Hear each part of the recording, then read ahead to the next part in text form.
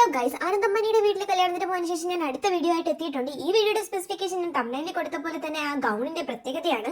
ഏകദേശം 2 കോടി വില മതിക്കുന്ന ഗൗണാണ് ഞാനിപ്പോൾ ഇട്ടിരിക്കുന്നത് എന്ന് പറഞ്ഞാൽ നിങ്ങൾ വിശ്വസിക്കില്ലായിരിക്കും, പക്ഷെ നിങ്ങൾ വിശ്വസിച്ചേ പറ്റുള്ളൂ. ഈ വീഡിയോ മുഴുവനായിട്ട് കണ്ടാൽ നിങ്ങൾക്ക് മനസ്സിലാവും. അതിനു മുന്നേ കുറച്ച് കുട്ടിയൊക്കെ അടിച്ചിട്ട് വേണമല്ലോ നമ്മൾ ഒരു ഫംഗ്ഷന് പോകാനായിട്ട്. അതിന് വേണ്ടിയിട്ടുള്ള ഒരു തയ്യാറെടുപ്പൊക്കെയാണിത്.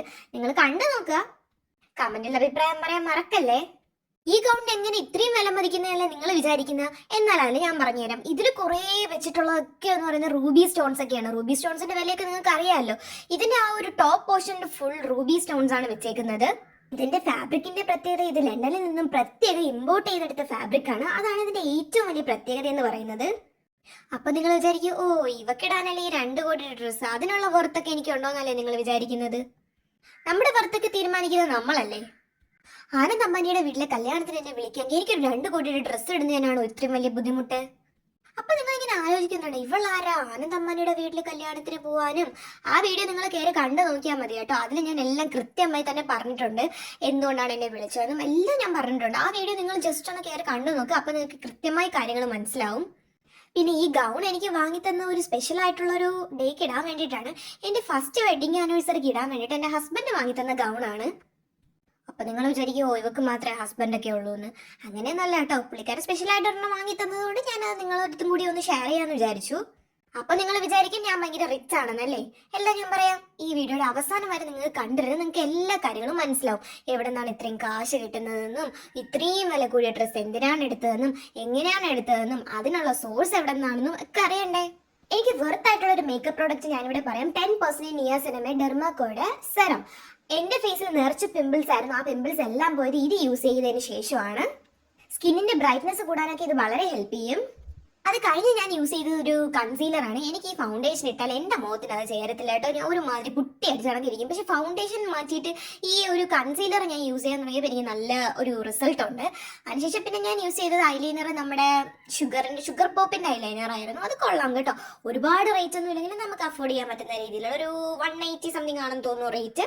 ചെക്ക് ചെയ്തറിയാം. പിന്നെ കുറച്ച് ഗ്ലോയ്ക്ക് വേണ്ടിയിട്ട് കുറച്ച് ഹൈലൈറ്ററും ഒക്കെ യൂസ് ചെയ്തിട്ടുണ്ട്. അതൊക്കെയാണ് കേട്ടോ. പിന്നെ NYBയുടെ ലിപ്സ്റ്റിക് ആണ് യൂസ് ചെയ്തത്. പിന്നെ എനിക്ക് ഐബ്രോ തീരെ കുറവാണ് കേട്ടോ. അതിന് വേണ്ടിയിട്ട് ഞാൻ യൂസ് ചെയ്യുന്ന മാസിന്റെ ഒരു ജെൽ ലൈനറാണ്. അത് കൊള്ളാം കേട്ടോ. ഒരു ദിവസം ഞാൻ ഐബ്രോ ചെയ്യുന്ന വീഡിയോ ഡീറ്റെയിൽ ആയിട്ട് ഇടാം. കാരണം എന്നോട് ഒത്തിരി പേര് ചോദിക്കുന്നത് എങ്ങനെയാണ് ഈ ഐബ്രോ ചെയ്യുന്നത്. കാരണം എനിക്ക് ഭയങ്കര തിന്നായിട്ടുള്ള ഐബ്രോ ആണ്. സോ ഞാൻ ഇങ്ങനെ ഈ മേക്ക് ഓവർ ചെയ്ത് എടുക്കുന്നത് എങ്ങനെയാണെന്നുള്ള ഒരു വീഡിയോ ഞാൻ ചെയ്തേക്കാം. പിന്നെ എല്ലാം നമ്മൾ ഈ ബ്രഷ് വെച്ച് അപ്ലൈ ചെയ്യുവാണെന്നുണ്ടെങ്കിൽ ഈവൻ ആയിട്ട് തന്നെ നമുക്ക് എല്ലായിടത്തും അപ്ലൈ ആയി കിട്ടും. സോ ഇതൊക്കെയാണ് ഞാൻ ചെയ്യുന്ന ഒരു ബേസിക് മേക്കപ്പ് എന്നൊക്കെ പറയുന്നത്. നിങ്ങൾക്കും വേണമെങ്കിൽ ഇതുപോലെയൊക്കെ നോക്കി ചെയ്ത് നോക്കാം. ഞാൻ പറഞ്ഞ കണക്ക് ഫൗണ്ടേഷൻ എനിക്ക് അത്ര ശരിയാവുന്നില്ല. സോ ഒരുപാട് ഒരു ഷെയ്ഡിലുള്ള ഫൗണ്ടേഷൻസ് ഒക്കെ വാങ്ങി നോക്കിയെങ്കിലും എനിക്ക് അത്രയ്ക്ക് അങ്ങോട്ട് അതൊന്നും പെർഫെക്റ്റ് ആയിട്ട് എൻ്റെ സ്കിന്നുമായിട്ട് അങ്ങോട്ട് സ്യൂട്ട് ആവുന്നില്ല. ഞാൻ ഇച്ചിരി ഒരു വാം ടോൺ ആയതുകൊണ്ട്, അതായത് നമ്മൾ ഭയങ്കര ഫെയർ ഒന്നും അല്ലല്ലോ, വാം ടോൺ ആയതുകൊണ്ട് തന്നെ എൻ്റെ കറക്റ്റ് ഷെയ്ഡിലുള്ളത് ഏതാണെന്ന് എനിക്കല്ല. അപ്പം ഇതാണ് ആ റൂബി സ്റ്റോൺസ് വെച്ച ഗൗൺ എന്ന് പറയുന്നത്. അപ്പം നിങ്ങൾ വിചാരിക്കും ഞങ്ങളെന്താ കണ്ണുപൊട്ടി, നിങ്ങളെന്താ കണ്ണുപൊട്ടരാണെന്ന് വിചാരിക്കരുത് ഗൈസ്. ഇത് റൂബി സ്റ്റോൺ ഒന്നുമല്ല. ഇത് സാധാ ഒരു സീക്വൻസ് ഒക്കെ വെച്ച ഒരു നോർമൽ ഗൗൺ ആണ്. എക്സ്പോർട്ട് ചെയ്തതുമല്ല, ഇമ്പോർട്ട് ചെയ്തതുമല്ല, സാധാ നെറ്റിന്റെ ഫാബ്രിക്കിലുള്ള ഒരു ഗൗൺ. പക്ഷേ വാങ്ങിത്തന്നത് എൻ്റെ ഹസ്ബൻഡ് ആയതുകൊണ്ടും എനിക്കത് ഭയങ്കര സ്പെഷ്യൽ ആയതുകൊണ്ടും ഞാൻ ഇതിനൊരു 2 കോടി വേർത്ത് ഇട്ടതേ ഉള്ളൂ. നമ്മുടെ സാധനങ്ങൾക്ക് വേർത്ത് ഇടുന്നത് നമ്മളാണല്ലോ, അല്ലാതെ മറ്റാരും അല്ലല്ലോ. സോ എനിക്കത് ഭയങ്കര ഇഷ്ടപ്പെട്ടൊരു ഗൗണാണ്. സോ അതുകൊണ്ട് നിങ്ങളോടൊക്കെ ഒന്ന് ഇത് കാണിക്കാമെന്ന് വിചാരിക്കുന്നു. നിങ്ങൾക്ക് എങ്ങനെയാണ്, ഇഷ്ടമായോ? ഇത് ഞങ്ങൾ അത്ര വലിയ റിച്ച് ഒന്നും അല്ല കേട്ടോ. ഇതുപോലെ 2 കോടിയുടെ ഒരു തുണിയൊക്കെ എടുത്തിടാന്ന് വെച്ചാൽ ഞാൻ അത്ര റിച്ച് ആയാൽ തന്നെ ഞാൻ ഒരു 2 കോടി തുണി വാങ്ങിക്കുമെന്ന് നിങ്ങൾക്ക് തോന്നുന്നുണ്ടോ? എത്ര കാശ് വന്നാലും ശരി 2 കോടിയൊന്നും മുടക്കി ഒരു ഡ്രസ്സ് ഇടാനുള്ള ഒരു ഇതൊന്നും എനിക്കില്ല. എൻ്റെ ഒരു ഇത് വെച്ചിട്ട് എനിക്ക് ഏറ്റവും കുറഞ്ഞ വിലയിൽ ഏത് ഡ്രസ്സ് കിട്ടും ഞാൻ അത് വെച്ച് നോക്കിയാണ് വീഡിയോ എടുക്കാൻ വന്നപ്പോഴത്തേക്കാണ് ബാക്ക്ഗ്രൗണ്ടിൽ കണ്ടോ കുറേ ഡ്രസ്സെല്ലാം മടക്കി വെച്ചേക്കുന്നത്. പിന്നെ അതെല്ലാം എടുത്ത് ഒരു സൈഡിലോട്ട് നീക്കി.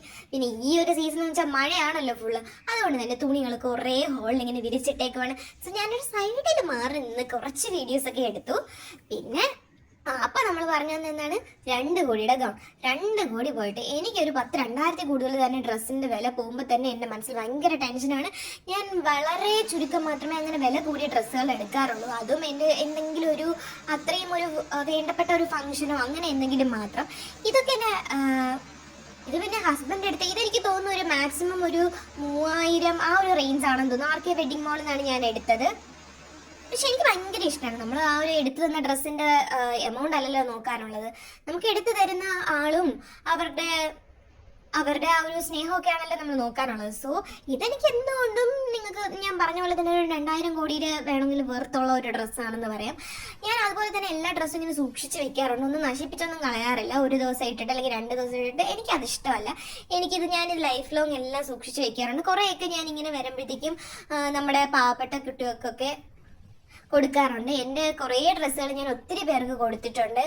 നിങ്ങളുടെ കയ്യിൽ ഇതുപോലെ ഒത്തിരി ഡ്രസ്സൊക്കെ ഉണ്ടെങ്കിൽ നിങ്ങൾ ഡൊണേറ്റ് ചെയ്യാം. Okay, thank you, by.